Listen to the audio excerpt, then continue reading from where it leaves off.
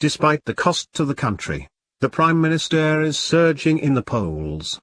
But, says Mary Honeyball, the opposition still have the power to rein him in. Become a supporter. Recent polls are not encouraging for opponents of Boris Johnson and Brexit. A survey from Opinium, released at the weekend, gave the Conservatives 38%, a 15-point lead over Labour, who were on 23%, with the Liberal Democrats relegated to their comfort zone of 15%. Johnson, meanwhile, leads Jeremy Corbyn in the best leader stakes by a whopping 36% to 16%. That the Prime Minister's star should be so high following his non-plan for Brexit, which the EU has politely derided, appears utterly extraordinary. Johnson's seemingly hollow promise that Britain will leave on October 31st, subsequently contradicted by documents submitted to the Scottish courts, not to mention the provisions of the Benn Act, provides yet more evidence that the Prime Minister will stop at nothing to get his own way. The unanimous Supreme Court decision that proroguing Parliament was unlawful, the Jennifer Arcuri allegations and Johnson's recent threat to squat in Downing Street even if found in contempt of court should be added to the list of the Prime Minister's many outrages. Yet it would appear that at least a third of the British people are in favour of such outrages. The opposition parties, particularly Labour and the Lib Dems, need to urgently develop successful strategies to neutralise the Johnson effect.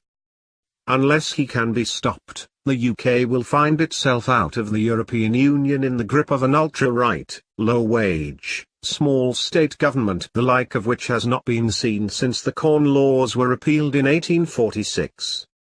The Stop Johnson operation should start with a long hard look at the April 2019 study by the Hansard Society which showed that 54% of the British people wanted a strong leader who is willing to break the rules.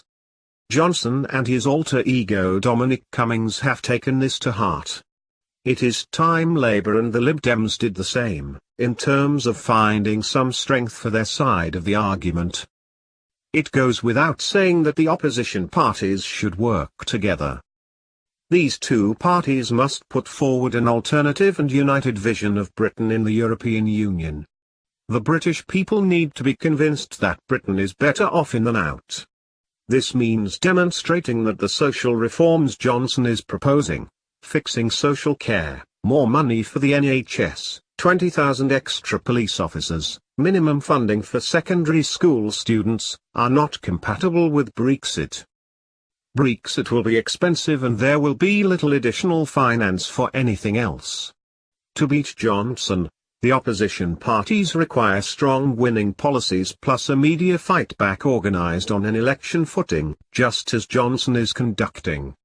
Strong policies will unfortunately bite the dust without publicity. The Prime Minister understands that obscurity is the worst of all worlds in the modern era. During his short 3 months at the helm he has appeared on the ITV Lunchtime News 9 times, It's News at 10 times and ITV Evening News 13 times. Theresa May's figures for her 3 years as Prime Minister were ITV Lunchtime News 24 times, News at 10:30 times and 35 appearances on the ITV Evening News. Johnson has been working the TV schedules far harder than his predecessor. The importance of the combined opposition to Johnson matching his extraordinary command of the media cannot be stressed enough. Part of the reason his support is so strong is that people see him on television and therefore know he exists. We are facing a national emergency. Johnson is in danger of wrecking Britain as we know it. The fight for a fair society for the many not the few, for the rule of law and for our precious way of life must now begin in earnest. It's a fight we must win. The stakes could not be higher.